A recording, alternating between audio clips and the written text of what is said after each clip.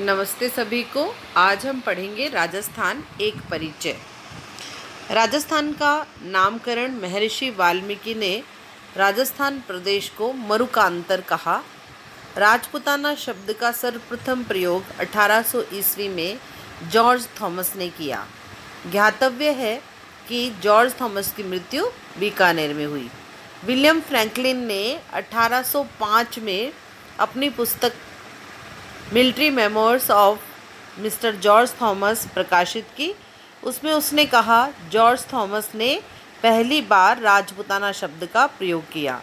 Colonel James Tod, जिन्हें हम घोड़े वाले बाबा के नाम से जानते हैं, उन्होंने इस प्रदेश का नाम राजस्थान रखा क्योंकि स्थानीय बोलचाल में राजाओं के निवास को रायथान कहते हैं। 1829 में टॉड की एक प्रसिद्ध पुस्तक प्रकाशित हुई, annals and antiquities of Rajasthan, और इस पुस्तक में उन्होंने सबसे पहले भौगोलिक प्रदेश के लिए राजस्थान शब्द का प्रयोग किया। 26 जनवरी 1950 को इस प्रदेश का नाम राजस्थान स्वीकृत किया गया।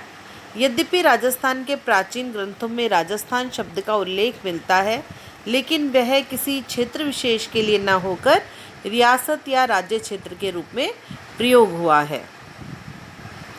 राजस्थान शब्द का प्राचीनतम प्रयोग राजस्थानी आदित्य 682 विक्रम संवत में उत्कीर्ण बसंतगढ़ शिलालेख में मिलता है। मुहणोत नेणसी के ख्यात और वीरभान के राज रूपक में भी राजस्थान शब्द का प्रयोग हुआ है। यह शब्द भौगोलिक प्रदेश राजस्थान के लिए प्रयुक्त हुआ नहीं लगता। राजस्थान शब्द के प्रयोग का रूप में कर्नल जेम्स टॉड को ही श्रेय दिया जाता है। राजस्थान की स्थिति देख लेते हैं। उत्तर पश्चिमी भारत में स्थित है राजस्थान।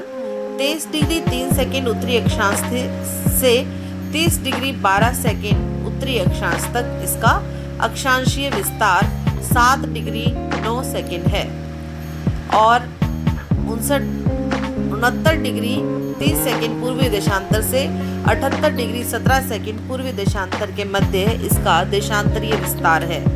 राजस्थान का अधिकांश भाग उपोष्ण कटिबंध में स्थित है। ग्लोब को 180 डिग्री अक्षांशों में बांटा गया है, जिसमें से 0 डिग्री से 90 डिग्री उत्तरी अक्षांश उत्तरी गोलार्ध में और 0 से 90 डिग्री दक्षिणी अक्षांश दक्षिणी गोलार्ध में होती हैं। अक्षांश रेखाएं ग्लोब पर खींची जाने वाली काल्पनिक रेखाएं हैं, जो ग्लोब पर पश्चिम से पूर्व की ओर खींची जाती है। ये जलवायु, तापमान व दूरी का ज्ञान कराती है। राजस्थान का अधिकांश भाग उपोष्ण कटिबंध में स्थित है। दो अक्षांश रेखाओं के बीच 111 किलोमीटर का अंतर होता है। वे काल्पनिक रेखाएं जो ग्लोब पर उत्तर से दक्षिण की ओर खींची जाती हैं, ये 360 डिग्री की होती हैं। ये समय का ज्ञान कराती हैं, इसीलिए इन्हें सामयिक रेखाएं भी कहा जाता है। 0 डिग्री देशांतर को ग्रीनविच मेन टाइम GMT रेखा भी कहते हैं। दो देशांतर रेखाओं के बीच सभी जगह समान दूरी नहीं होती। भूमध्य रेखा पर दो देशांतर रेखाओं के बीच 111.31 किलोमीटर का अंतर होता है।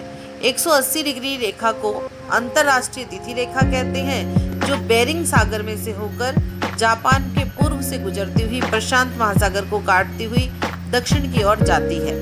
Bharat Indian standard time 82.5 degree पूर्वी देशांतर रेखा को मानता है।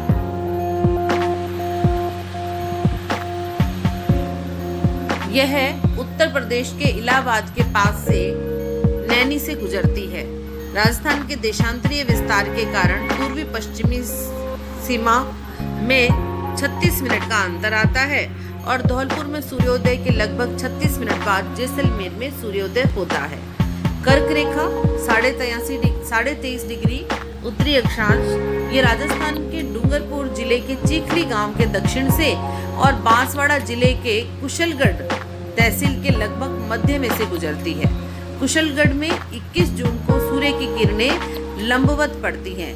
गंगानगर में सूर्य की किरणें सर्वाधिक तिरछी और बांसवाड़ा में सूर्य की किरणें सर्वाधिक सीधी पड़ती हैं।